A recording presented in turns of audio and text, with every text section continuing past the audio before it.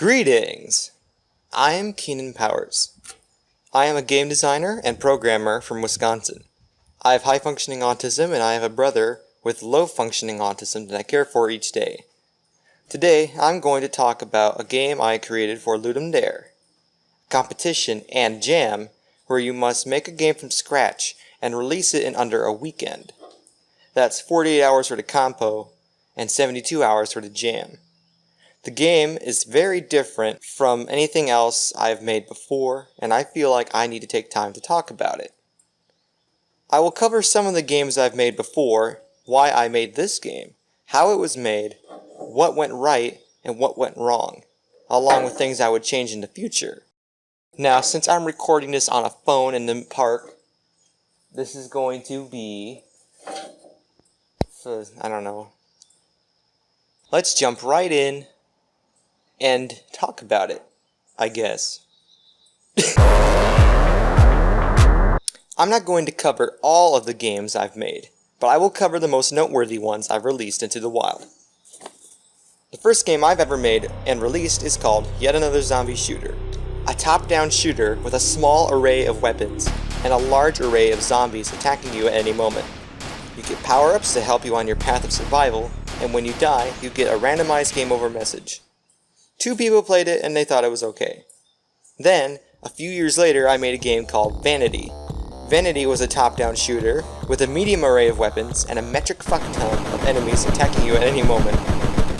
You get power-ups to help you on your path of genocide, and when you start the game you get a randomized welcome message. The game was liked by many, but the rainbow eye vomit didn't sit well with some people. Before I went to college, I made a game for a Game Jolt competition called Rockets Fucking Everywhere. A top-down bullet hell with no weapons to use, and a soul-crushingly, planet-smashingly, incredible, ungodly clusterfuck of everything ever attacking you at the same time. You had no power-ups, and the randomized game over messages were discouraging and had a wise-ass attitude to them. I sold the game for $1.50 for a few months, and I made over $100 in sales, but I ultimately made the game free because I felt the quality wasn't up to par with the price tag that I gave it. Now, as you've probably noticed, there is a very clear pattern to the games I've made. Hard as balls arcade games with unforgiving mechanics but a degree of replayability. With all this in mind, let's now talk about my latest game for Ludum, While True Do. Turning the page takes a very long time. First world problems. In While True Do, you play as a guy floating around, getting life points until eventually he explodes in frustration, bends the reality of time and space with his willpower alone, and makes a metal baseball bat, then proceeds to self-destructively destroy everything surrounding his life, and finally isolating himself in his home to write code for all eternity. There is no way to die, no power-ups, and no real enemies. This, my friends, will be my first finished attempt at a game with narrative. Dun dun dun. Well, actually, I lied. It's not the first time I've tried to do it. This is my first successful one. I actually tried to make a game about this character in the past, but I vastly overscoped the project for my current skill level and resources, and I put it down for a while. I even animated half of a cutscene I was going to use. This is your box art. This is your case. Your disc. On it, you and everything you have done up to this point, even as we speak, is on here. A very interesting art direction. So, what the hell is actually going on here, and why did I do the things I did?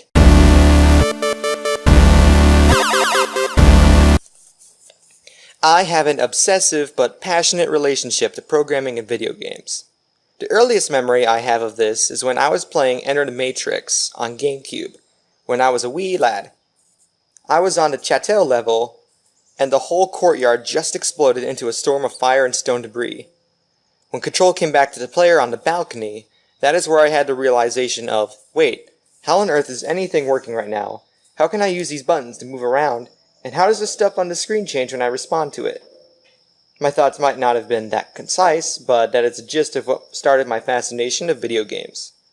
I would write down my own game design ideas on pieces of paper and write letters to game companies about my ideas. My mom would write letters back in their place to inspire me, since they never really ended up responding back themselves.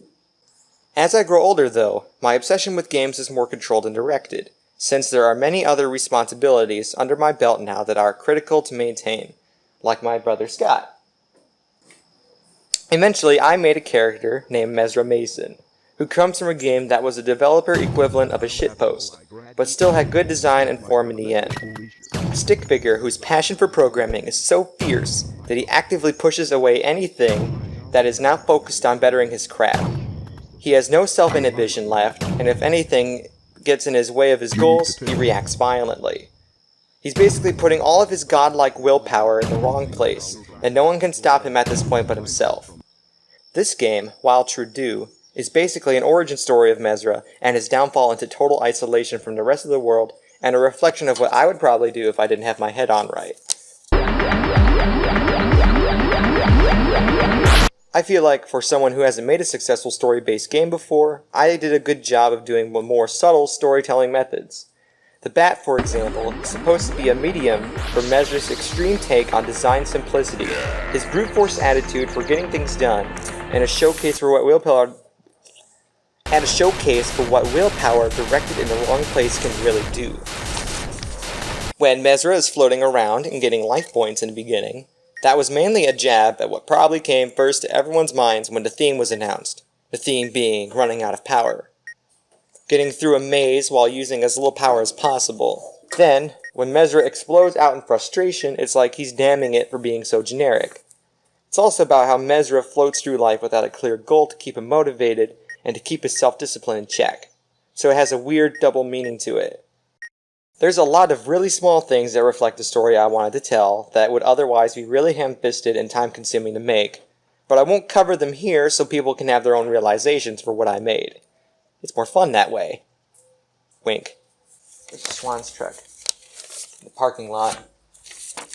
Planning my demise. I really wanted a lot of meat in the battle scene of the game, where Mesra is releasing his self-destructive rage upon all of the life point objects that begin to surround him. But I couldn't really get what I wanted done in time in a way that I was comfortable with. I settled for the life objects, trying to stop him by overwhelming him in numbers, and called it good. The ending scene shows Mesra in his home, and I wanted it to feel like the house was decrepit, like no one had lived there in forever. I also wanted to add a bunch of takeout boxes, pizza boxes, some drinks, trying to sell that binge feel. I never got time to really return to this image before I submitted it to the jam though. I made it earlier on because I get carried away as the deadline looms over the city of Ludum. I wanted it to look like Mesra is forging the bat out of his own willpower, but it just looks like someone is just giving it to him, just in the most bombastic way possible. I could nitpick what I did forever, but these are the first things I would fix if I were to remake a game. We flew a kite in a public place. If I ever do remake the game, I would make it a little bit longer to get the wider range of storytelling in. How it is right now though is very focused and airtight, so we'll see how it goes. I really want to do a proper game with Mesra though at some point. I just have to be careful with scoping it and making sure I don't get overly obsessed with it myself. I'm going to be participating in more of the contests, of course. I seem to do better when I have a clear goal ahead of me that's assigned by someone else.